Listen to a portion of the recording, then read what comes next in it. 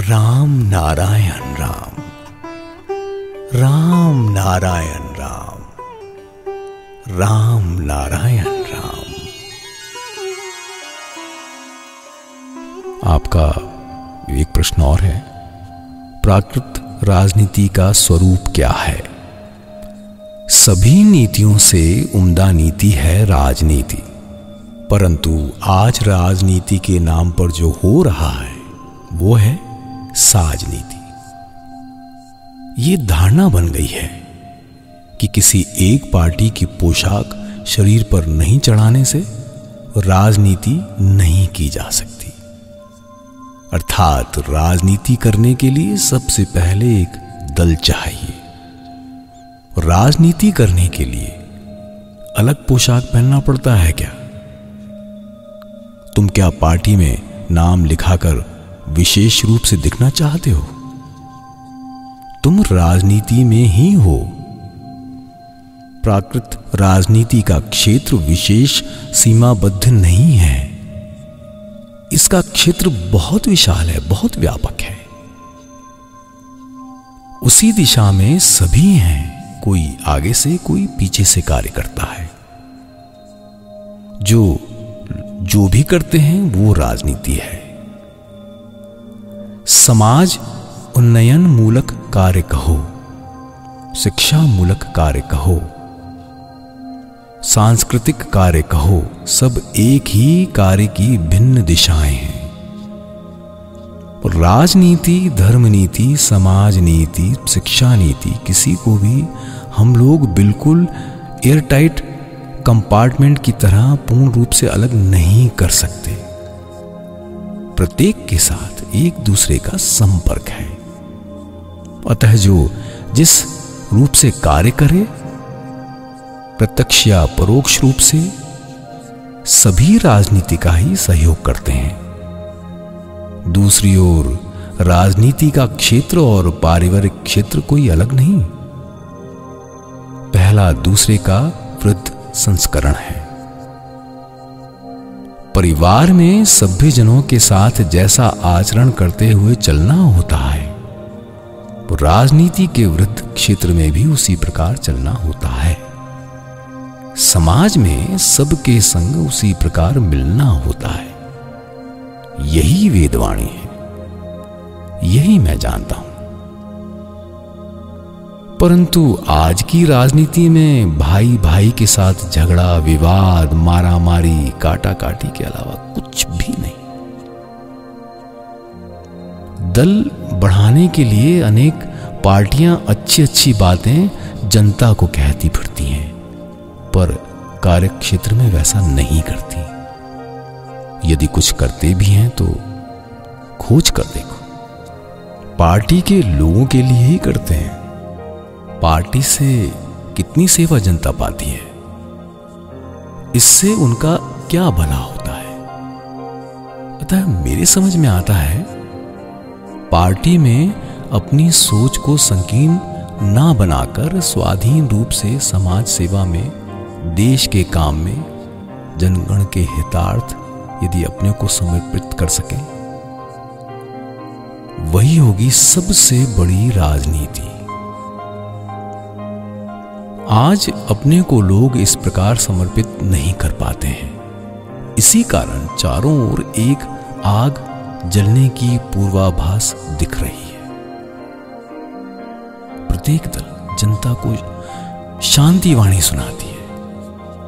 कोई जल सिंचन नहीं कर पाता। सूखे में रगड़ने से शांति नहीं, दावानल पैदा होता है। अच्छी अच्छी बातें सुन अभिनंदन जताते जताते गला सूख गया।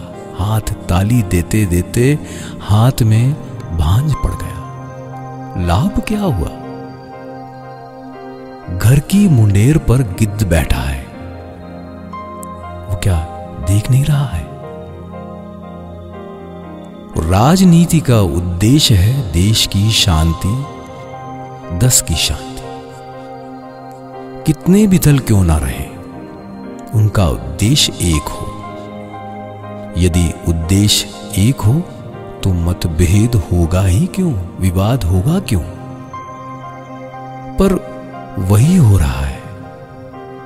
कारण आज जिस शांति की बात कही जा रही है वो शांति सबको लेकर नहीं है। कुछ मुट्ठी भर लोग एक छत्र आधिपत्य जमाए हैं और कईयों को दबाकर रखने की चेष्टा करते हैं। क्या यही राजनीति है? यदि राजनीति करना चाहते हो तो अपने मन को व्यापक करो, सबको अपने मन में स्थान देकर बैठाओ। विश्व बोध जब तक नहीं जन्मेगा तब तक करने का अधिकार नहीं पनपेगा। ऐसी मन एवं इच्छा किसी किसी पार्टी में बिल्कुल नहीं है। ऐसी बात नहीं है। उनकी नीति एवं आदर्श हैं, पर व्यवहार में वैसा नहीं दिखता। बताओ इससे क्या लाभ? आज अनेक क्षेत्रों में शोषक एवं पूंजीवादियों के इशारे पर बहुत कुछ करना पड़ रहा है, क्योंकि पार्टी का मेंबर होने की वजह से पार्टी का डिसीजन मानना ही पड़ेगा। अतः बहुधा पार्टी मेंबरों को व्यक्तिगत इच्छा अनिच्छा को त्यागना पड़ता है। फलस्वरूप अनेक क्षेत्रों में उन्हें अपने आदर्श को छोड़ना पड़ा और सत्य मन से हट जाना पड़ा है। यहां आजकल अनेक समय पार्टी को पूंजीवादियों के कारण हिलडुल करना पड़ता है। मैं इसमें पार्टी को दोष नहीं देता हूं। कारण शोषक और पूंजीवादियों का प्रभाव आज समाज में इतना अधिक है, इसके प्रभाव से अपने को मुक्त करना बड़ा कठिन कार्य है। पर कोई भी इस प्रभाव से मुक्त नहीं हो सकेगा, ऐसी बात नहीं। जो ऐसा कर पाते हैं वो ही राजनीति करने के योग्य हैं। अगले प्रश्न पर चलते हैं। अच्छा, ऐसा आपने क्यों कहा कि पूंजीवादियों के प्रभाव से पार्टी को अनेक समय हिलना डुलना पड़ता है?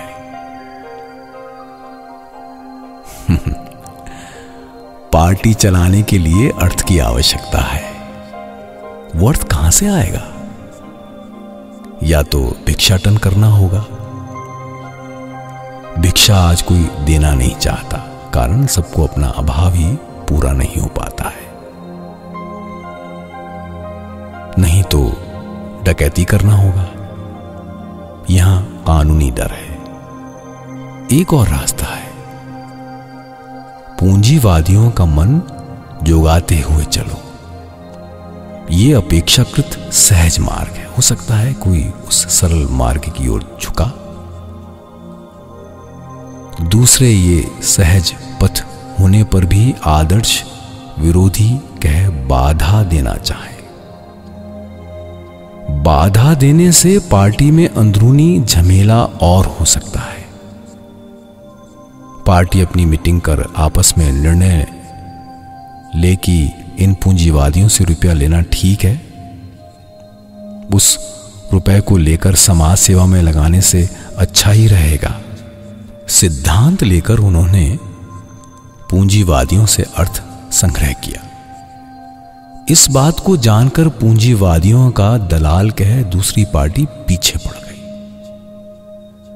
इसी प्रकार से सृष्टि हुई राजनैतिक डामाडोल की। इसका परिणाम भोगना निरीह जनता को पड़ता है।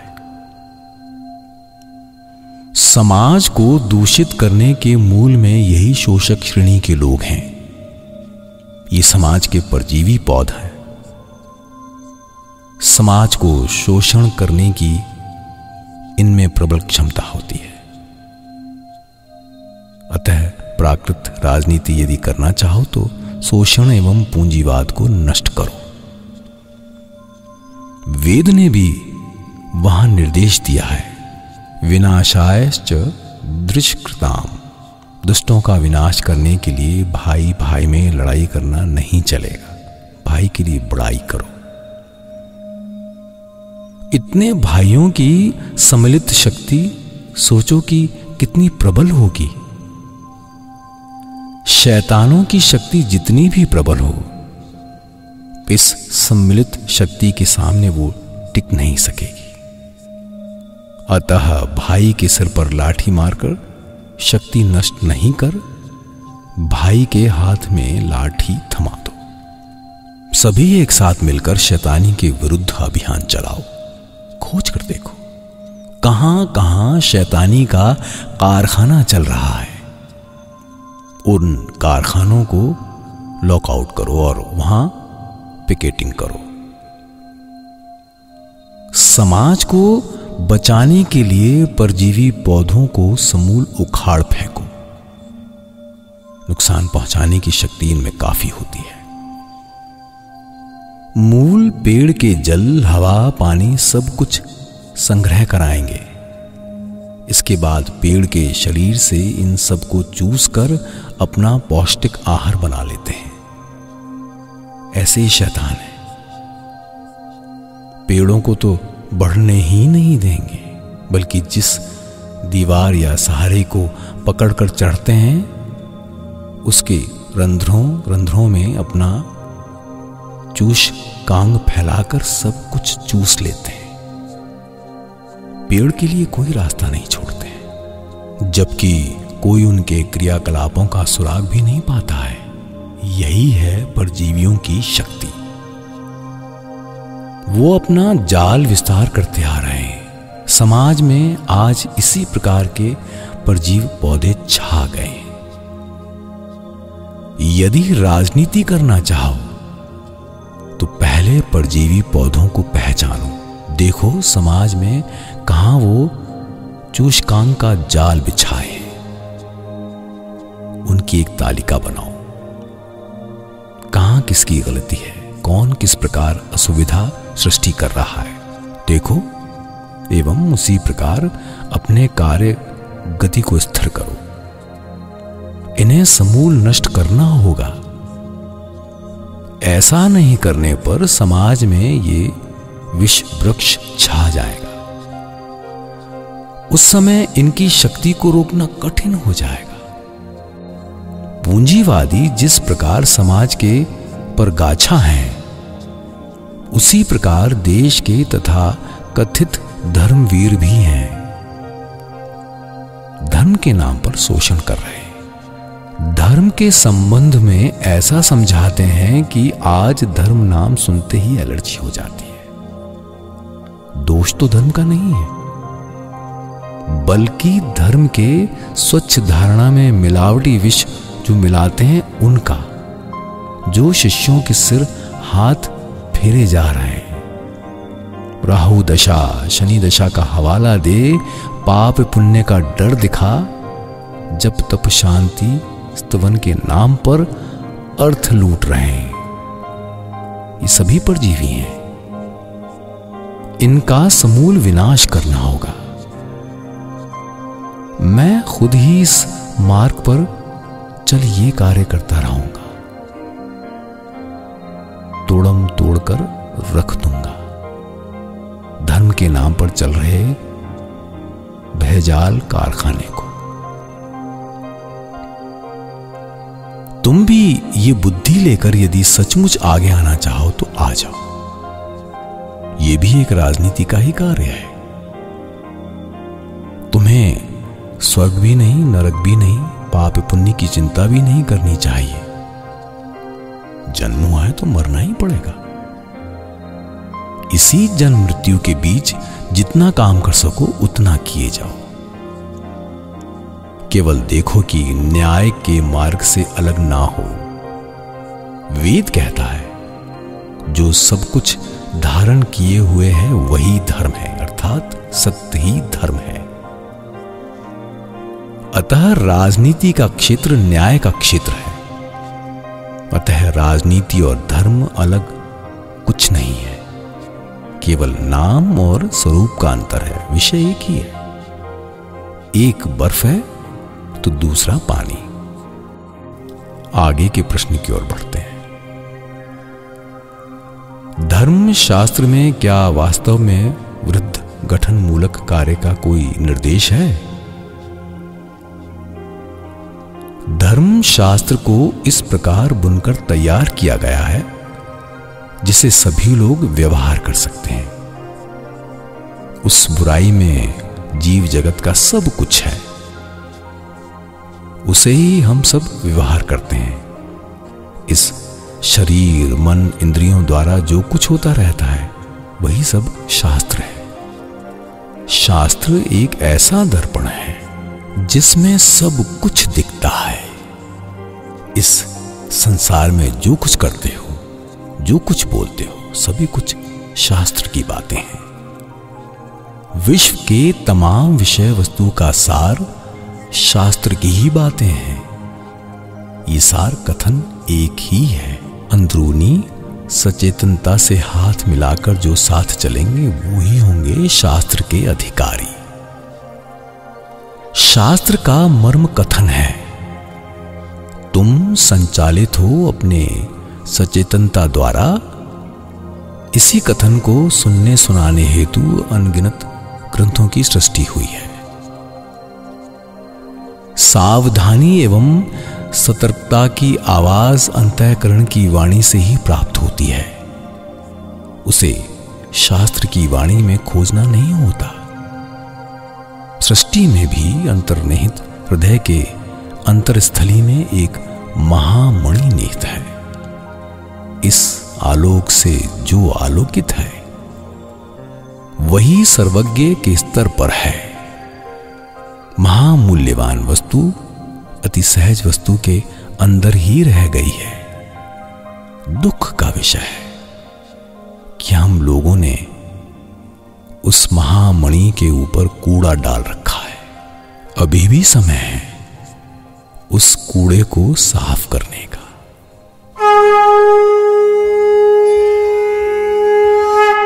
सब मिलकर बोलेंगे राम नारायण राम, राम